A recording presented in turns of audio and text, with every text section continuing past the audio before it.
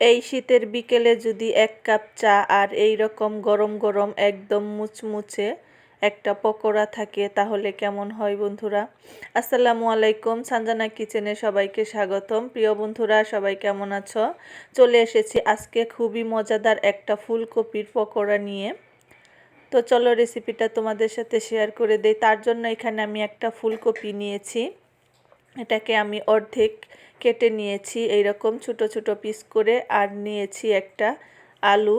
এখন চুলায় বসিয়ে দিয়েছি, এটাকে আমি সেদ্ধ করে নেব। দিয়ে দিলাম পরিমাণ মতো লবণ, আর দিয়ে দিলাম অল্প একটু হলুদের গুঁড়া। দিয়ে এটাকে আমি ভালো করে সিদ্ধ করে নেব। তো আমার এটা সেদ্ধ হয়ে গেছে, একেবারে পানিগুলো শুকিয়ে ফেলেছি। এখন আমি নামিয়ে নিচ্ছি। তো আমার রেসিপিটা যদি তোমাদের কাছে ভালো লেগে থাকে বন্ধুরা, প্রতিদিনের মতো একটাই রিকোয়েস্ট করব, প্লিজ লাইক কমেন্ট শেয়ার করে দিও। আর আমার চ্যানেলে যারা নতুন বন্ধু আছো তারা আমার চ্যানেলটি সাবস্ক্রাইব করে আমার পাশে থেকে যেও। আর একটা লাইক কিন্তু অবশ্যই দিয়ে দিও বন্ধুরা। আর আমার রেসিপিটা যদি তোমাদের কাছে ভালো লেগে থাকে, শুরু থেকে শেষ পর্যন্ত আমার সাথে থেকে আমাকে ফুল ওয়াচ দিয়ে দিও প্লিজ বন্ধুরা।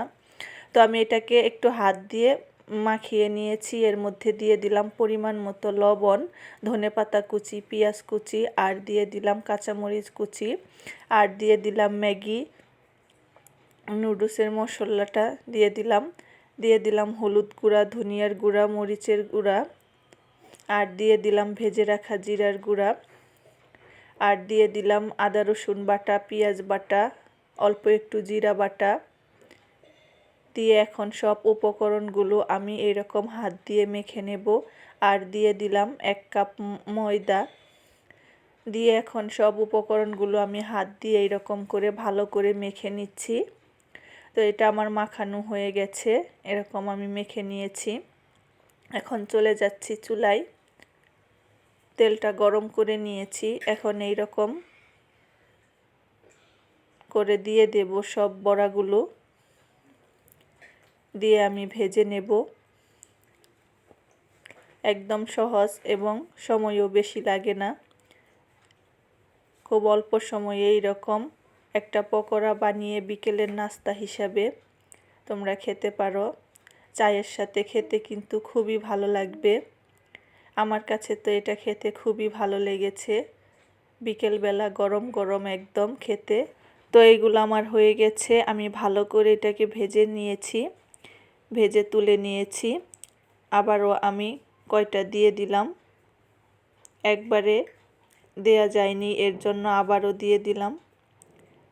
দিয়ে এইগুলাকেও আমি ভালো করে ভেজে নেব। তো আমার এই পকোড়ার রেসিপিটা কেমন হয়েছে বন্ধুরা অবশ্যই কমেন্ট করে জানিও। তো এটাকে আমি নামিয়ে পরিবেশন করে নিয়েছি। দেখো কতটা সুন্দর হয়েছে, আর খেতেও কিন্তু অসাধারণ লাগে। তো তোমরা একবার বাসায় ট্রাই করো। আজ এই পর্যন্তই, ভালো থেকো সবাই। আবার চলে আসবো আরেকটি রেসিপি নিয়ে। আল্লাহ হাফেজ।